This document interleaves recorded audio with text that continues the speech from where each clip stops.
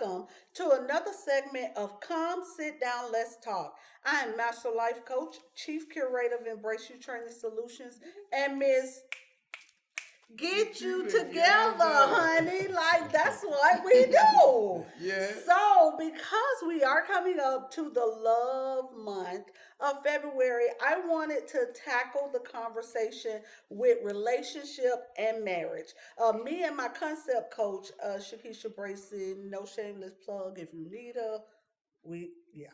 But in a conversation we were having in reference to concept, I started sharing with her that I've been having conversation in marriage coaching and I've been talking to couples about the evolution of relationship and how oftentimes we get stuck in certain places because we don't realize that evolution has taken place. So I have invited some of my longtime friends and Mr. Keep Her Together. Yes. So we are going to dive into the conversation. So this is going to be an all month long thing. So every week you got to come back 6 p.m. Lit TV Network on Roku, so you can just continue the journey, and we're gonna hook you up and get you together. Y'all ready? So I'm gonna give them an opportunity to introduce themselves, tell us about who they are, and then we are gonna dive into the conversation. Let's start with the Brunsons. Hey, man of God. Hey, I done made it to the big time. Hey, man, it's such a blessing to be here, Mom, and with good friends and good fellowship, good coffee, too. But my name is Pastor Sherrod Brunson. We pastor a church called Chosen Community. We also are life coaches, where we believe in transforming lives together, me and my wife. Amen. So I am Lady Laurel Brunson. Me and my husband have been married for going on 3 years now.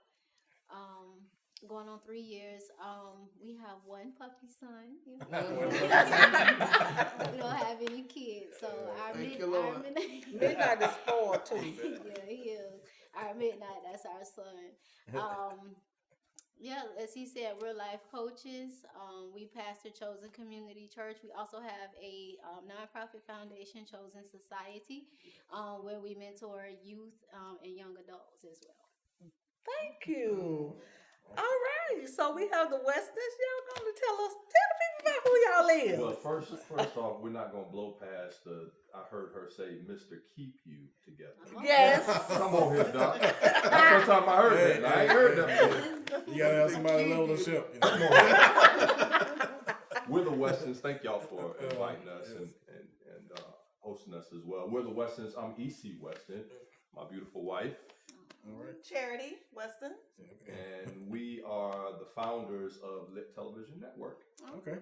As well as you spoke about a nonprofit. I'm excited to talk about the Exodus Film School, which is a nonprofit organization teaching young men between the ages of 12 and 17 how to shoot cameras instead of shooting guns.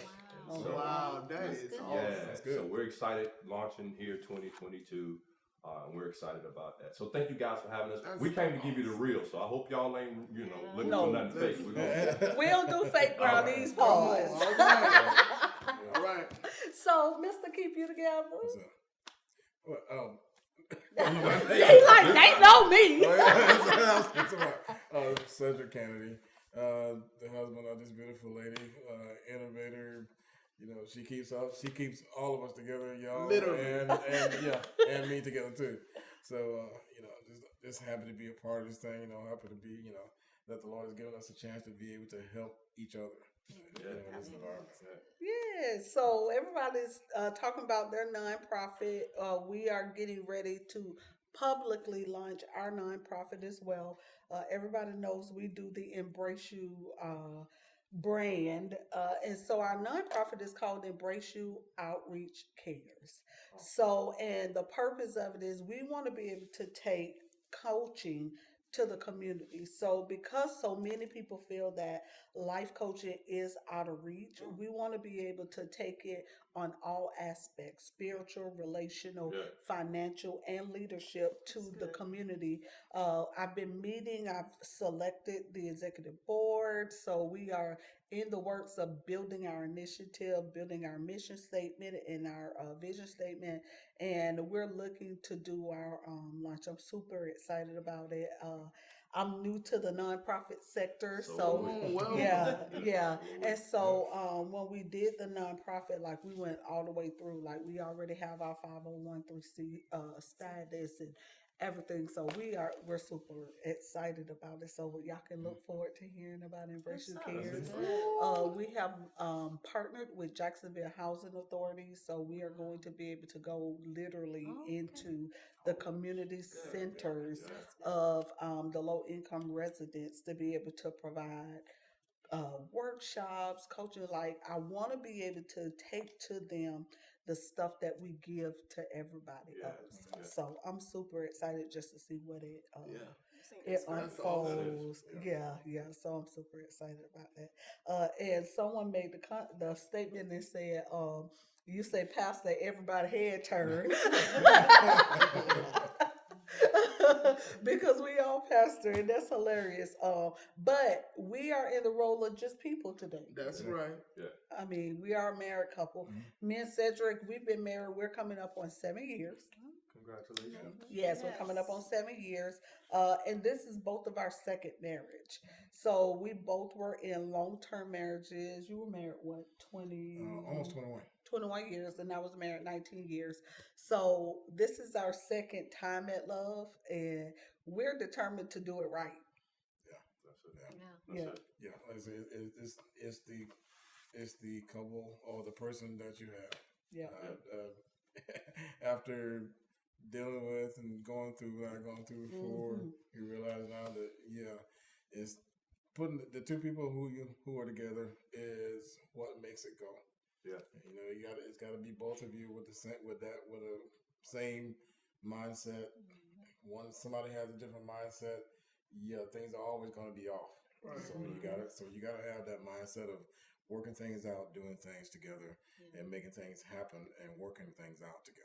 Yeah. That's why he called Mr. Keep You Together. Right? See that? And it be so subtle. Like I get you together, you know you've been got together. Literally. He get you together, you walk off, you be like, did he just tell? You be clean told off. So we're gonna get into it. So tell us about how y'all met. So we share our story. So his sister, who you know, Lorna Presley. That's your sister? Yes. It's his sister. My sister. Yep. Man, you gotta be kidding. Yeah. You know that singing group your sister used to sing in high school? Yeah, it's a long time. Yeah. Oh my goodness. That was the girls group. We had the guys group. We started the girls with Jennifer Gibbons and Tanya. Tanya. All those girls group. We started a girls group. Yeah. Wow, I didn't know that was your sister. Yeah. Yeah. She's still pushing. We'll see her in a couple of hours. Yeah, actually. Now you asked about singing. Now that girl. His sister. No, his mama. Yeah. It's kind of travel around. His mama. She sings. So, and so we've known of each other so much longer than we've actually known each other. Right. And so once we became a couple and we started dating, our children already knew each other. Our moms already knew each other. So it was like a bridge, because like people, we were literally like, we've been saying we've been sisters all these years, and now we actually are sisters. Yeah. And his mama says, who would have even thought? Yes. So we have a very unique story of redemption. So Sherrod, tell us about how you and because it's always a different story. Yeah, I'm telling you. Yeah. Well. So she was actually my note taker at FSCJ. Okay. She was my note taker. I was taking some college courses out there, and she was my note taker, and now I'm taking her notes. No, that's right. I said I'm taking her notes. Yeah, but we were, we were talking, and we were friends. Our common goal was the Lord. She was very passionate about Christ, and I was very passionate about Christ, and we just kind of hit it off. Yeah. And me and Sherrod have kind of been almost inseparable since we met. Like, I don't ever remember a time where he went his way, I went my way. I think we've always kind of been like together. So even though we've been married for almost 3 years, we've technically been together the whole time we met. Wow. That's beautiful. We met about 7 years ago. Yes. So we've been gelling ever since then. So good stuff, man. Look at the Lord. Yeah, look at That's her. cool. So you taking her notes now? Yes, sir. Yes, sir. So what's your story? So I'm gonna let the wife. First off, I don't think we said earlier. We're going on what 17 years. 17 years, March 19th. Wow. Bless the Lord. Yeah. Come on. But God. Won't he do it? I'm gonna let her tell how we met though. How we met, not how we, hung out later, but how we met. He was actually not really dating, but seeing one of my friends. It's the truth. It's the truth. But it didn't go far. And then a time span of about 6 months came in. He was working at a news station doing some sort of video, and it was the marketing company, the online dating. I owned an online dating company. And he needed a host for an event for Valentine's Day, and so I ended up hosting that event, and we were working together, and then I started liking him. Okay. Well, we didn't like each other In the beginning, no. We didn't like each other at all. And the reason being is the friend that I was dating, her friend that I was dating, I used to always talk to her about finances and budgeting and so on and so forth. And her friend would come back to them and tell them about, and they was like, man, you letting that man run your finances, da, da, da. So she had she just had this evil thought about it. I think she thought I was trying to take her friend from the girls group or whatever. Right. The friend ended up being so much more like my sister than somebody that I was in a relationship with. So I couldn't just even visually. She started looking like my sister. I'm like, I just couldn't. And so her whole crew of people that she went to college with that were friends, we invited them all to the event. And she was doing she was a spoken word artist, deaf poetry jam, spoken word artist. So I was trying to get her to host it because she had that talent and do some poetry. It was a speed dating event with poetry, live band and poetry and so on and so forth. So I asked her to host, and she said yes, which was amazing to me because she didn't like me. So it was more of a working relationship. Right. And we all went to breakfast after that event. And I noticed she was really cool. She wasn't as mean as she portrayed herself to be. And listen, I still ain't like her, but what happened was she used to cook she had these big dinners at her house, and all of her girlfriends would come over that she would cook for. Yeah. And I don't remember when it was, but I told you I liked strawberry cheesecake. So she invited me to one of these dinners and had strawberry cheesecake there. I said, no, there's something more than this. You don't just make strawberry cheesecake. Just trying to get you. We started dating after that point. She's been chasing me ever since.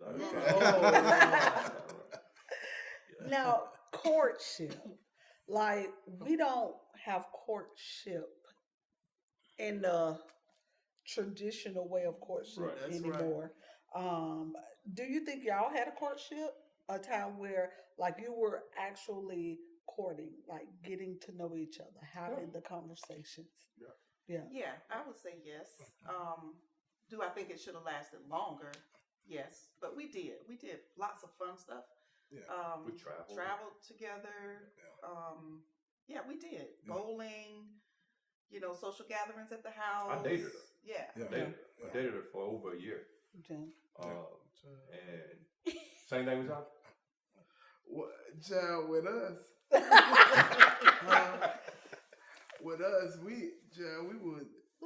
we were dating and fornicating and listen, I'm on the talk show. Come on, be real. I'm gonna be real. Come on, tell the people. I'm gonna help you. That's right, you gotta help. That's right. Pastor was stipping and dipping. I had to try it out, amen. But no, we did. We dated. Yeah. We dated. We got to know each other. And on a more serious note, y'all so funny. Get it together, y'all. But we really, because this was my second serious relationship. Okay. And so I really had to. I have this thing where I believe in, before you invest in a person, you got to evaluate the person. Yes. And so we spent almost 7 years we were dating for 7 years before I popped the question, because I really wanted to know if this person was really, the person that I was supposed to be with. Because, it takes a lot of energy, going and dating, So I didn't want to do that. So I really spent time with my wife. I really spent time. I saw what her budget looked like. Mm-hmm. I saw student loans. How she carried herself. I really investigated. I mean, because I was just like, listen, I ain't gonna only do this but one time. So I wanted to really make sure that so we did. So you courted and dated with a purpose. Yes. Yeah. You was intentional about what. Yeah, very much so. Yeah, and I think we knew not to say early on, but a few years into it, that we were supposed to be together. But I think because we were both kind of immature, like I had some growing to do, he had some growing to do, and we know that if we had gotten married, we actually, I would say, dated for about 3 or so years before he actually proposed. But if we had gotten married when we thought we were ready, we wouldn't have lasted. Yeah. So that's why it took so long for us to, for him to propose and all that stuff, because he still had some stuff he had to get out of him. I had some stuff I had to get out of me. So, it was rocky. It was rocky. I was dealing with a lot of insecurity. So I went into the relationship broken. I went into the relationship dealing with a lot of, mom and daddy issues and things like that.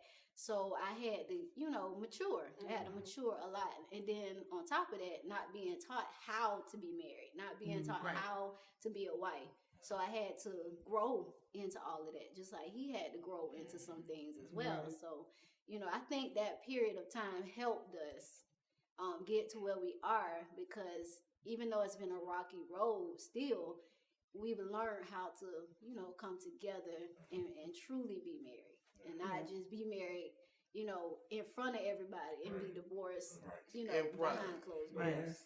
We were immature too. Oh yeah. Very immature. And I think for us, we had the pleasure of coming into the relationship mature. So our first marriages, we both agreed, like, we really jumped into them. Like, there really wasn't a courtship. Like, we didn't ask the questions. How you, like, I had to evaluate him. Yeah. The first time in his marriage or mine, we didn't do that. But we were determined that this time, we asking all the questions. I need to know everything. The only thing I didn't run was a background check, because he worked for the government. So Uncle Sam is already done now. The most extensive background check. Look, they went and talked to your third grade teacher? Yes. Yeah. So I knew he wasn't, somebody. No criminal. Right. Yeah.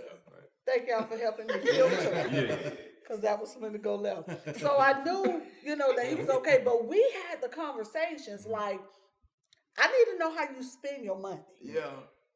Because if we're going to be married, I'm determined I'm not going to sleep with nobody I can't trust my money around. That's right. Because I had been there. Where we had to have the separate accounts. We had to do money separately. And hindsight to me, I'm like, yeah, that's not the life I want to live. Whoever I'm with, I want to be with you because I love you. I want to be with you because I trust you. Yes. And not because it's the expectation of people or because just because the sex is good. Like, I want to be with somebody who I can really authentically be me. Well, I think one of the, out of all the stuff that happened in my past relationship, I think probably one of the worst things was worrying or trying to deal with stuff by yourself. Yeah.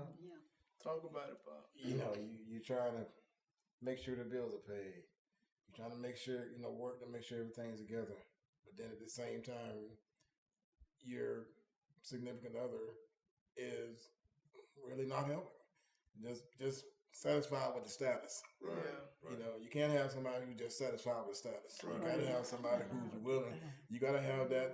You got to hook that other horse to the wagon. Right. One horse being hooked to a wagon while the other horse walk by that's not helping. You got to have both horses hooked to the wagon and both and pulling the same weight and being happy on that journey together. So that was probably one of the worst things. But with her, I even asked her numerous times. I'm like, listen, is this how you are? Tell me this, like gonna change, right. And you're gonna change later on. Hey, we might as well just cut this. Okay, you go. Over the next street. He done sent me back to my mom's house.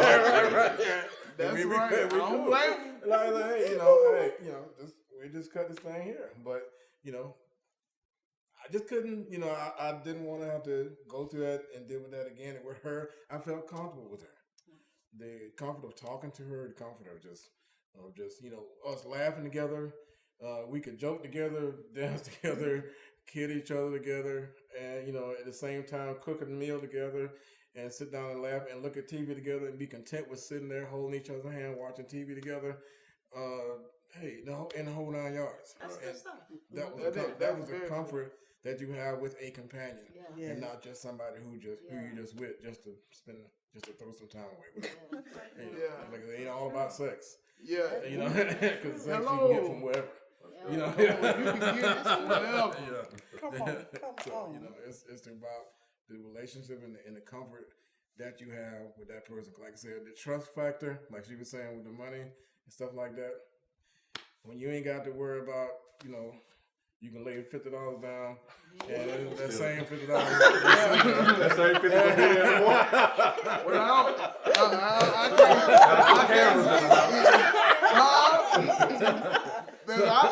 I put the right amount. It's gonna still get up. You asked Got a great show. No, but in all seriousness though, I like what you were saying about the helpmate, because a lot of times, like the man has to be the man, while the woman be the princess. And I don't think that it's been properly taught that not only are you the princess, but you got to learn how to be the helpmate. Right. And that's not really taught. So when I was dating, I was sitting with princess and not with helpmates. Yeah. And I was asking, can you be a helpmate? Right. And they were just like, well, I'm just a princess. But I can't work with you, like that. You can't.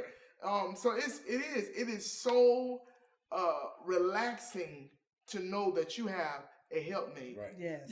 Someone that's not just beautiful, that's not just, can walk and talk and all this stuff, but that don't mind helping you. Right. That is such a blessing to be able to have, because, and it also strengthens that man, and vice versa. So I'm just blessed. Amen. So this has been great. So look, the way the segments are gonna work. So the ladies gonna come and we're gonna have our conversation, and then the men are gonna do a conversation, and then we're gonna come back together and we're gonna talk some more. So thank you all for watching another episode of Come Sit Down, Let's Talk. I'm Master Life Coach, Chief Curator of Embrace You Training Solutions, and Miss Get You Together. So come back. Now, if you have enjoyed this segment, you can go to our Facebook and watch the live conversation where we will be talking and discussing even more about marriage and courtship and how it evolves from where you are to where you want to be. Come back and see us again. Same time, same bat channel. With Embrace You, I found a career. At Embrace You, I found a family. At Embrace You, I found me. Are you the strong friend who's always giving advice? Are you the one always mentoring and coaching? Have you thought about being a certified life coach? Because here at Embrace You, we have room for you in our family. I am Embrace You. I am Embrace You. I am Embrace You. And you can be Embrace You.